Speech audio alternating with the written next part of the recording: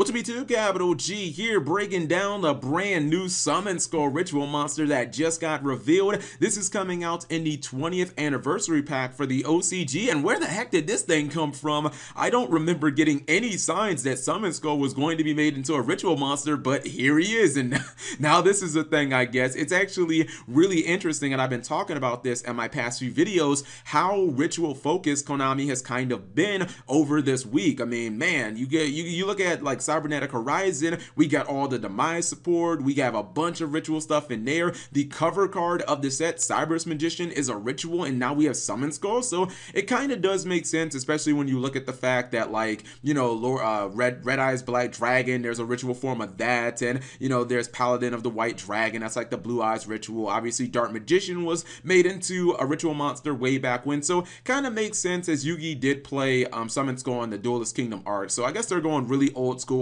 and they're trying to celebrate, like, you know, some of the iconic cards, and now we got a Summon Skull ritual, and honestly, it's not half bad either. So let's go ahead and look at it.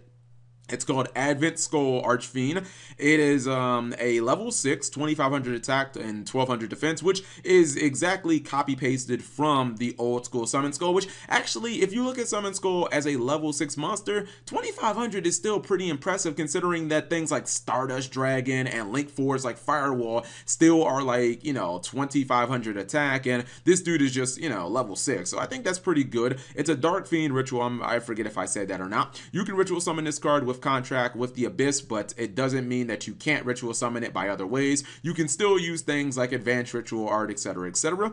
Let's see, this guy's got 3 effects.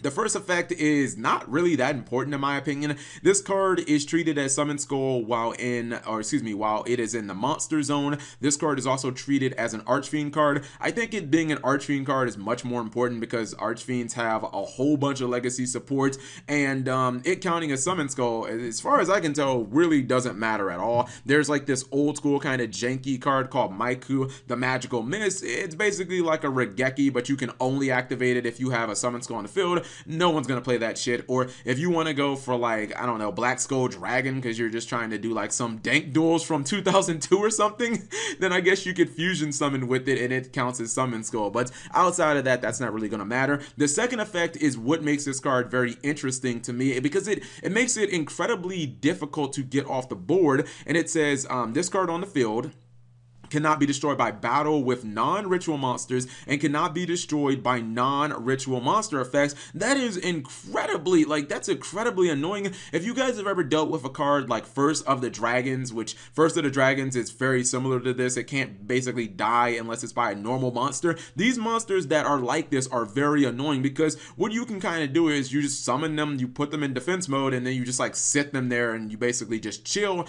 and wait. You kind of slow the game down until you have whatever you need to try and mount your opponent. I mean, think if you're playing a deck like True Draco's, what is your only out? I guess like the True Draco cards, because none of the monsters can run it over, and none of the monsters, like, you know, a Masterpiece can't pop it. So this is a very good effect. Now, it can actually be targeted by stuff like Castell, but, you know, you have to pretty much use some type of targeting or some type of like Trishula non-targeting removal. I think it's a pretty good effect, especially when you think about like practical duels. Like, most decks are only going to have a couple of outs to that, like Borload or something, but a lot of those plays are fairly risky. Third effect is, if this ritual summon card in its owner's control is sent to the graveyard by an opponent's card effect, either by battle or by card effect, and is being destroyed, you can special summon one Summon Skull from your hand, your deck, or your graveyard. So you do probably want to run at least one random copy of Summon Skull, because I'm looking at this card and I'm seeing that it's level 6, and I'm like, wait a minute, isn't Cyber Angel Ben 10 level 6? Isn't she like the best ritual fodder since, you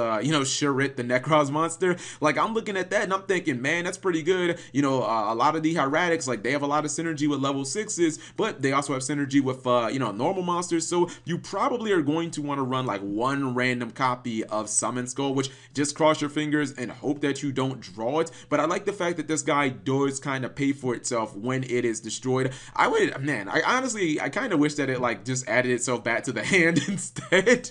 So that you didn't have to run the old Summon Skull at all. But fundamentally, I think this is actually a pretty solid card. Like, I didn't expect it to be good, considering it's based on a card from like 2002. So you guys let me know what you think in the comment section below. Thank you guys for watching. As always, subscribe if you have not already. Turn on that notification bell for daily videos.